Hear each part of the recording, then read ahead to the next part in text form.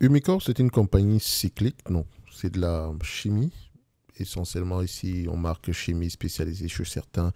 Donc j'en ai parlé dans une note d'analyse concurrentielle ici, notamment le secteur de la chimie de manière générale. Donc cette compagnie, on va faire une analyse quantitative uniquement, stabilité, croissance de revenus. On voit ici qu'on a une croissance de fonds, mais voilà, c'est clairement une compagnie cyclique. On a des périodes de hausse extrême et suivi également ici de baisse extrême, si on peut le dire comme ça. Mais en fait, je pense qu'il y a la variation du prix d'une commodité quelque part ici. Donc, le prix, elle vend peut-être ici une commodité. Donc, il faut faire attention. Ici, on ne va pas prendre le revenu actuel, on va déjà voir qu'est-ce qui s'est passé. Est-ce que ça, la variation ici, est-ce que ça s'entraîne, est-ce que ça également, ça va dans le même sens avec l'augmentation des marges brutes? On voit plutôt qu'on a eu une légère diminution des marges brutes, mais de manière générale, on a des marges brutes qui sont très basses ici. Ensuite, on regarde la marge EBITDA également ici. L'efficience c'est une entité qui ne doit pas payer d'argent. Elle doit toujours avoir un focus sur les coûts. OK? Donc, ici, enfin, comme dans toutes les entreprises, mais encore plus sur ce type de business. Donc, je ne vais pas me casser la tête pour ce genre, pour l'évaluation de cette compagnie. Le nombre d'actions, voilà, il est en dents de scie, dans le sens où on a certaines années où on achète massivement des actions. Mais depuis 2015, c'est plutôt voilà, depuis 2018, on est au 240, nous avons 240 millions d'actions en moyenne. On a légèrement racheté, mais bon, on ne va pas se passer 4 heures de temps sur le nombre d'actions. On voit clairement ici que la politique d'allocation du capital est questionnable en ce qui concerne le rachat d'actions. OK? Donc, enfin, quand je dis questionnable, on n'en fait pas du tout pour dire depuis plusieurs années. Pourtant, on l'a fait par le passé. Qu'est-ce qui s'est passé entre-temps? Voilà, on doit aller vérifier pourquoi est-ce que le nombre d'actions a augmenté. Ça peut être une acquisition, ce genre de choses. Donc, ensuite, on va regarder le free cash flow et le net income si les deux vont dans le même sens. Quand on compare les free cash flow et les net income, je pense qu'on va tout de suite remarquer que les deux ne vont pas dans le même sens. Si on les prend ici en yearly, c'est simple. Je prends la totalité des free cash flow reçus sur ce business. Cumulatif. Voilà. Et je prends la totalité des free cash flow. Donc là, c'était la totalité des bénéfices nets. Là, on va prendre la totalité des free cash flow. Nous avons combien? En 20 ans, 2 milliards 500 de free cash flow, 4 milliards 900 de bénéfices nets. Presque la moitié manquante. Donc ici, la différence peut être un investissement massif dans l'outil de production, mais ça fait plusieurs années que ça dure. Sur les 5 dernières années, toujours une différence entre les deux. D'accord? Surtout, il faut prendre la différence en pourcentage, ce genre de choses-là. Sur les 3 dernières années également. Donc, ce qui me permet de dire ici que, certes, dans ce genre de business, les bénéfices nets vont dans le même sens que les free cash flow parce que c'est un business à capital intensif. Mais le fait qu'on ait des free cash flow très très bas ici devrait nous encourager à payer encore un multiple d'évaluation très bas pour ce business. Donc ce que je vais faire, c'est simple. Ok, je le prends sur les dernières années.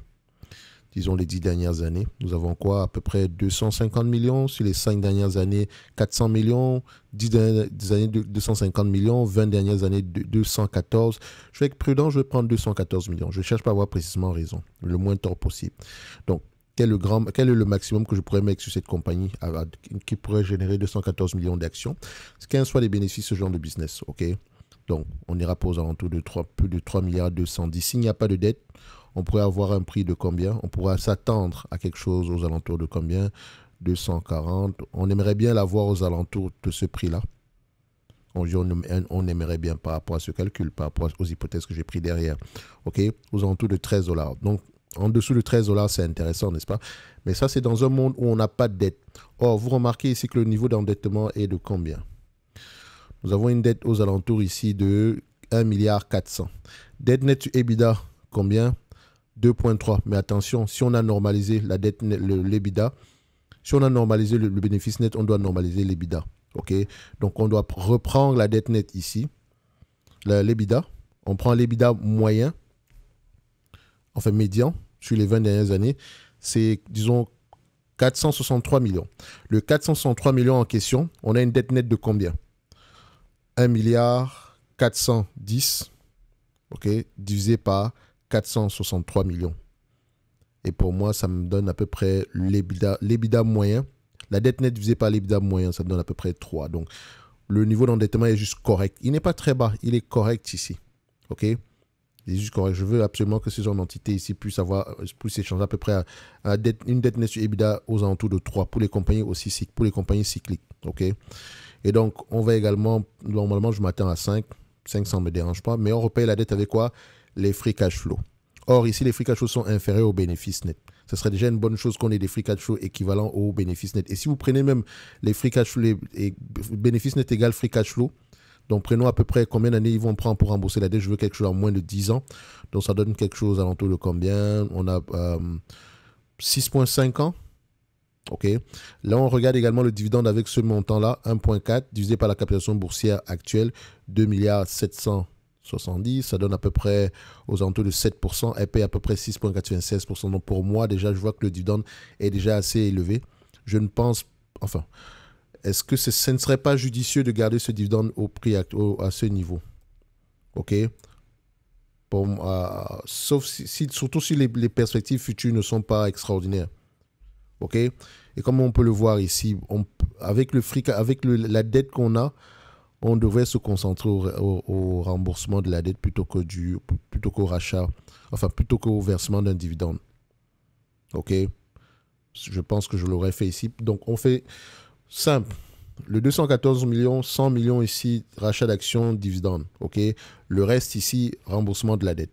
Ça, c'est ma vision des choses pour ce business. On voit déjà clairement que ce n'est pas une entreprise qui va nous intéresser. OK? Free cash flow en dents de scie. Parfois, on en a, parfois, on n'en a pas. Quand bien on en a, c'est inférieur à ce qu'on a sur les bénéfices nets parce qu'il y a beaucoup de BFR ou bien également, il y a beaucoup d'investissements en capital ici. Donc, investissement en capital de croissance qui semble plutôt devenir investissement en capital de maintenance. Donc, il faut faire attention. Donc, si je suis sur cette compagnie à cause du dividende, il va falloir que je sois prudent parce que ce dividende-là se finance presque à crédit. OK? Donc, je pense qu'on va pouvoir... je pense que le marché a mieux offert sur le marché dans tous les cas de figure. Donc, en date d'aujourd'hui plutôt. Donc, s'il fallait faire une évaluation, n'empêche, donner un prix, 214 millions, multiplié par 10 fois les bénéfices, divisé par le nombre d'actions. Nous avons à peu près combien en termes de nombre d'actions? 2 milliards divisé par 2 milliards 240 millions. Je mets 241 pour faire simple, 241. Ça donne à peu près une valorisation aux alentours de 9 euros. Donc, au proche des 9 euros, pourquoi pas? Pour également regarder par rapport aux actifs tangibles nets par action et vous allez remarquer que les actifs tangibles nets en question fluctuent. Tangible, book value. On l'avait il y a quelques temps à 3 milliards 200, là c'est 1 milliard 600, donc presque la moitié. Qu'est-ce qui s'est passé avec le tangible book value? Et d'ailleurs, quand vous constatez qu'il y a un tangible, quand vous regardez ici les actifs tangibles nets, il faut déjà regarder, ils sont constitués de quoi majoritairement? Est-ce que c'est de l'inventaire? Est-ce que c'est du compte recevable? Est-ce que ce sont des actifs physiques? Est-ce que c'est du cash? Parce que si c'est de l'inventaire, faites attention. OK, l'inventaire sur le papier, non, le bilan n'a pas tout la même valeur que s'il fallait vraiment récupérer du cash derrière. OK, surtout si on vend si on a des denrées périssables ici. Donc, on va se dire que normalement, en date d'aujourd'hui, par rapport au book value, au tangible book value, c'est $7, à peu près 7 euros l'action. Donc, je pense que acheter cette compagnie au prix actuel, ce n'est pas si fou que ça. Dans tous les cas de figure, je ne m'attends pas à grand-chose. Il faut juste être prudent ce genre de... Ce n'est pas un business extraordinaire. C'est correct, sans plus. Donc, ce n'est que mon avis quantitatif. OK? Et la dernière décision devra être prise après la lecture des rapports financiers. Comme je l'ai mentionné ici, je vous ai proposé une analyse concurrentielle ici. Donc, quel type de questions il faut poser pour à peu près apprécier l'environnement concurrentiel de ce type d'entreprise? C'est de la chimie. OK, de manière générale, et dans la chimie, il y a plusieurs compartiments également.